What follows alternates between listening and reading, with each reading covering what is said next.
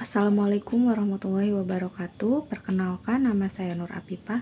Di sini saya akan sedikit mempresentasikan tentang etika bisnis, yaitu kasus dari minyak kita dan perlindungan konsumen.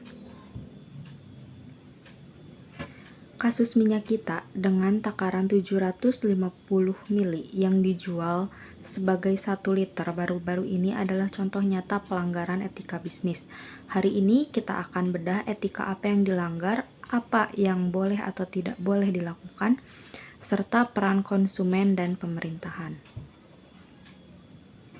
Etika apa saja yang dilanggar? Ketidakjujuran, takaran yang tidak sesuai, pemalsuan dokumen, dan non-DMO.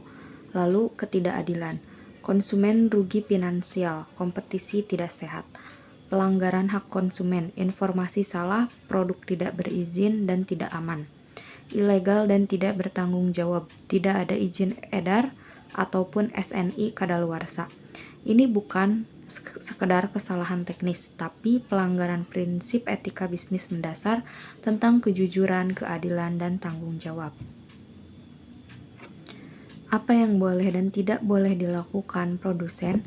Yang boleh dilakukan produsen yaitu memproduksi sesuai SNI dan takaran yang tertera, memiliki izin edar dan SPPT SNI yang aktif, menggunakan bahan baku sesuai ketentuan, lalu melakukan uji petik mandiri dan transparan.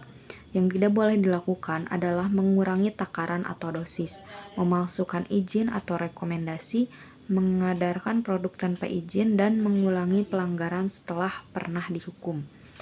Prinsip sederhananya yaitu tepat janji, tepat izin, tepat takaran. Apa yang dilakukan PT NNI adalah contoh sempurna dari apa yang tidak boleh dilakukan. Apa yang harus dilakukan oleh konsumen? Menjadi konsumen yang cerdas.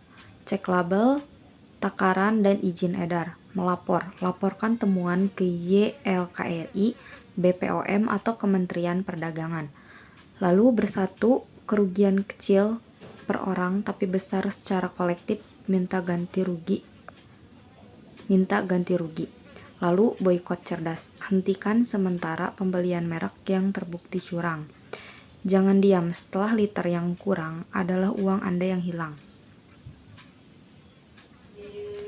Apa yang harus dilakukan pemerintah sebagai regulator? Tindakan tegas dan berkelanjutan, hukum maksimal, lalu inspeksi rutin dan dadakan. Perketat pengawasan di semua produk minyak kita, termasuk izin dan takaran. Lalu perbaiki sistem, cegah izin ganda atau pemalsuan dokumen dengan sistem online terintegrasi. Lalu mekanisme ganti rugi efektif, bentuk denda yang dialokasikan untuk dana kompensasi konsumen. Pemerintah adalah wasit. Wasit harus tegas, konsisten, dan transparan. Jangan sampai pelaku curang merasa kebal hukum. Kesimpulannya, kasus produsen minyak kita yang menjual produk 1 liter namun hanya berisi 750 ml merupakan pelanggaran berat terhadap etika bisnis dan hukum perlindungan konsumen. Praktik curang ini tidak hanya berdampak pada kerugian finansial konsumen secara kolektif, tetapi juga merusak kepercayaan publik terhadap produk kebutuhan pokok. Oleh karena itu, diperlukan tindakan tegas dari pemerintah berupa sanksi hukum yang maksimal, pengawasan rutin yang diperketat, serta transparansi hasil inspeksi. Di sisi lain, konsumen harus menjadi lebih cerdas dengan melaporkan setiap temuan pelanggaran dan tidak segan untuk memboikot produk dari produsen yang nakal. Tanpa penegakan hukum yang konsisten, praktik serupa akan terus berulang dan merugikan masyarakat luas. Sekian presentasi dari saya, mohon maaf bila ada kesalahan. Wabillahi taufiq wal hidayah. Wassalamualaikum warahmatullahi wabarakatuh.